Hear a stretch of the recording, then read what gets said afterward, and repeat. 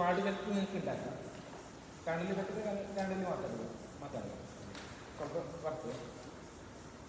ഇത് ഈ 40 അംഗ കമ്മിറ്റിയിൽ ഏകദേശം ഒരു 4000 തെങ്ങുണ്ടാകും. ഓരോ മിനിമം ഒരു 10 തെങ്ങ് ആ രീതി. മിനിമം 10 തെങ്ങെങ്കിലും വേണം. ഒരു കർഷകന് മിനിമം 10 തെങ്ങെങ്കിലും വേണം. മാക്സിമം എത്രയായാലും കുഴപ്പമില്ല. ഒരു 5 ഏക്കർ വരെ, അതായത് 2 അത് പ്രകാരം ഇത് 175 തെങ്ങ് വരെയുള്ളത് ഉള്ള ആനുകൂല്യം കിട്ടുന്നു. ചിലപ്പോൾ പുതുതായിട്ട് ഉണ്ടാക്കിയ പഠനം കിട്ടുന്നില്ല. തുടങ്ങിയതിന് ശേഷം നിങ്ങൾ CPS ഉണ്ടാക്കിയതിന് ശേഷം ഒരു 2-3 വർഷം അതിനു ശേഷം കിട്ടുന്നുണ്ട്.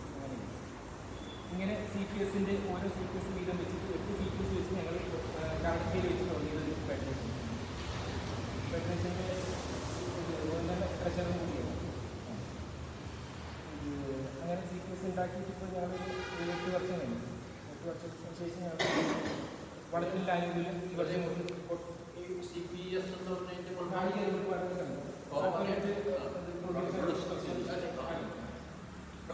ഇങ്ങനെയില്ല. ഇത് കോക്കനട്ട് ഡെവലപ്മെൻറ്റ് ബോർഡിൽ രജിസ്ട്രേഷൻ ചെയ്യുന്നു. അതിൻ്റെ പ്രോസസ് കാര്യങ്ങൾ നിങ്ങൾക്ക് വേണമെങ്കിൽ പിന്നീട് ഡീറ്റെയിലായിട്ട് പറയും. കാരണം അതിന് ഒരു ബൈലോ ആ കാര്യങ്ങളെല്ലാം അല്ല നിങ്ങൾക്ക് സ്റ്റെപ്പായിട്ട് നിങ്ങൾക്ക് പറയാം. ആദ്യം ബൈലോ ഉണ്ടാക്കുകയാണെങ്കിൽ അതിനോട് രജിസ്ട്രേഷൻ ഓഫീസിൽ ആ കാര്യങ്ങളെല്ലാം അതെ. കഴിഞ്ഞ സാമ്പത്തിക വർഷം നോക്കി ഞങ്ങൾക്ക് തന്നിട്ടുണ്ട് 20 ലക്ഷം വരെ ഞങ്ങൾ വളരെ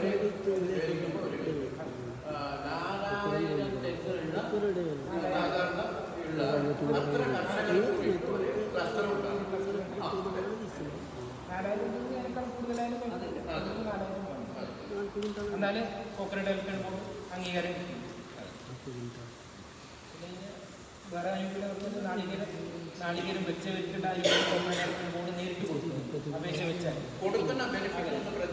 അതെ ഫെർട്ടിലൈസർ ആയിട്ട് കൊടുക്കുന്നുണ്ട്. ഫെർട്ടിലൈസർ ആയിട്ട് വെച്ചാൽ ഇപ്പോൾ ഫെഡറേഷന് കൊടുക്കുന്നുണ്ട്. ഞങ്ങൾ രൂപീകരിച്ച ഫെഡറേഷനായിട്ട് ഈ CPSൻ്റെ 8 CPSൻ്റെ ഒരു ഫെഡറേഷനായിട്ട് അതിൻ്റെ ഒരു പഞ്ചായത്ത് അതെ 8 CPSൻ്റെ ഒരു ഫെഡറേഷനായിട്ട് മെറ്റീരിയൽസ് ഒന്നുമില്ല.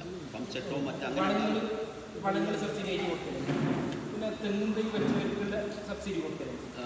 ഫണ്ട് ബാങ്ക് അക്കൗണ്ട് പാസ്ബുക്ക് വെച്ച് റീപ്ലാന്റേഷൻ ഉണ്ടാവും. പിന്നെ കട്ട് ആൻഡ് റിമൂവൽ അതുണ്ടാവും. കട്ട് ആൻഡ് റിമൂവൽ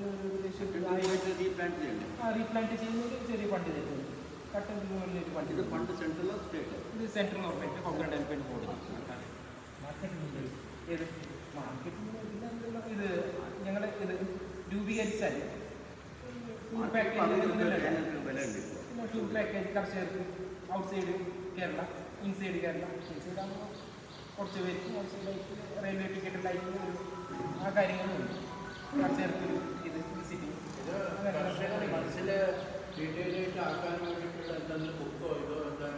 അല്ല ഇത് നിങ്ങൾ മറ്റു ചെയ്യുന്നുണ്ടെങ്കിൽ ബൈലപ്രകാരം ചെയ്യുന്നുണ്ടെങ്കിൽ രജിസ്ട്രേഷൻ ചെയ്യുന്നുണ്ടെങ്കിൽ സ്റ്റെപ്പായിട്ട് ഞാൻ പറഞ്ഞു. അത് താല്പര്യമില്ല ഇവരുണ്ട്.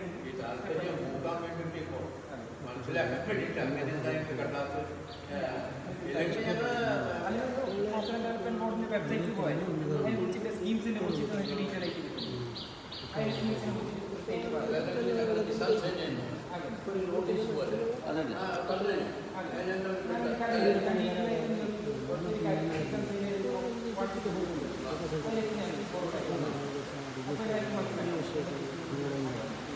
കുറേ പഞ്ചായത്തിൻ്റെ ആൾക്കാർ മാത്രം